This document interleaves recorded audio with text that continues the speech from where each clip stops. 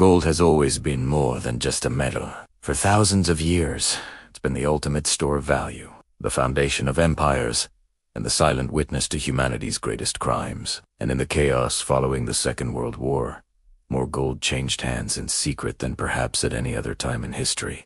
Gold that belonged to governments, central banks, and private citizens vanished into vaults that no one could officially acknowledge. The war ended with clear military victors, but in the shadows, the real winners were often the ones who could move wealth without leaving a trace. This is the story of how the world's most trusted form of money was smuggled, stolen, and hidden away, and why some of it might still be missing today. To understand how so much gold could disappear, you have to remember what it represented back then. Before the war, most of the world's currency was backed by gold. Central banks hoarded it as the ultimate guarantee for their paper money. For nations, gold meant credibility. For individuals, it meant security in a world about to be torn apart. As tensions grew in the late 1930s, governments that feared invasion began moving their reserves abroad. The Netherlands sent over 120 tons to Britain, Canada, and the United States. Belgium transferred hundreds of tons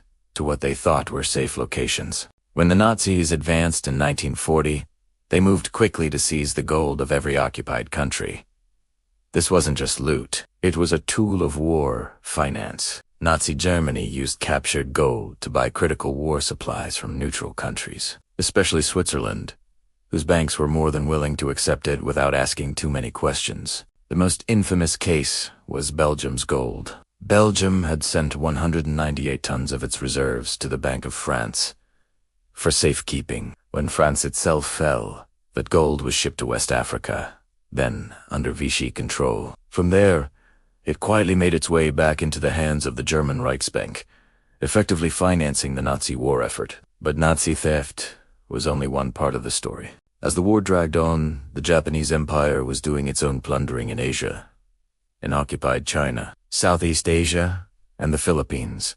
The Japanese military seized gold, silver, and precious stones, often referred to as part of the Golden Lily operation. The treasure was allegedly hidden in secret vaults and tunnels, especially in the Philippines, to be retrieved after the war. While some of these stories have entered the realm of legend, there is credible evidence that significant quantities of precious metals were indeed concealed and never officially recovered. By 1945, as Allied forces advanced, both German and Japanese authorities tried to hide what they could. The Allies captured some of it. The U.S. military's monuments men uncovered not only stolen artwork, but also enormous caches of gold in salt mines. One of the most famous discoveries was in the Merkur salt mine in Germany, where American forces found more than 100 tons of gold. Yet this was only a fraction of what had been taken. Here's where the story shifts from wartime theft to post-war geopolitics. The immediate aftermath of the war was chaotic.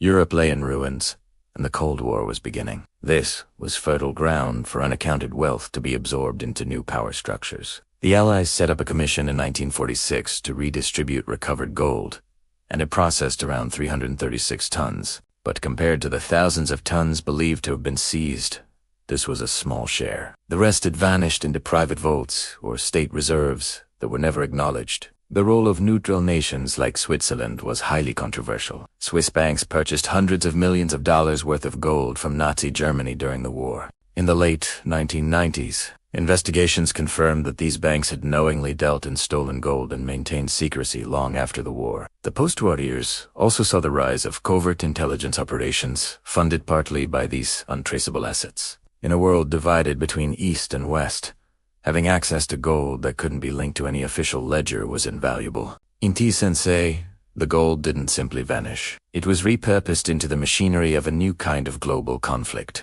Even today, researchers and treasure hunters occasionally announce new findings. The historical record is clear. Large amounts of gold went missing between 1939 and 1945, and much of it has never been officially recovered. In today's value, we're talking about billions of dollars. Symbolically, it's a reminder that in times of crisis, the rules of ownership and morality are often suspended. The disappearance of gold after World War II is a case study in how wealth can be stripped away under the cover of chaos. The same techniques moving assets across borders, laundering through intermediaries, concealing ownership are still in use today. The lesson is stark.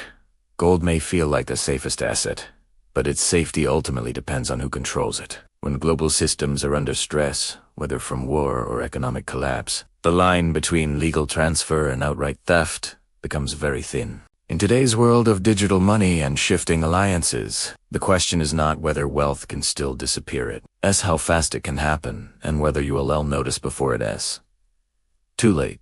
If this gave you a new perspective, hit subscribe. History has the answers. I'll show you where to look.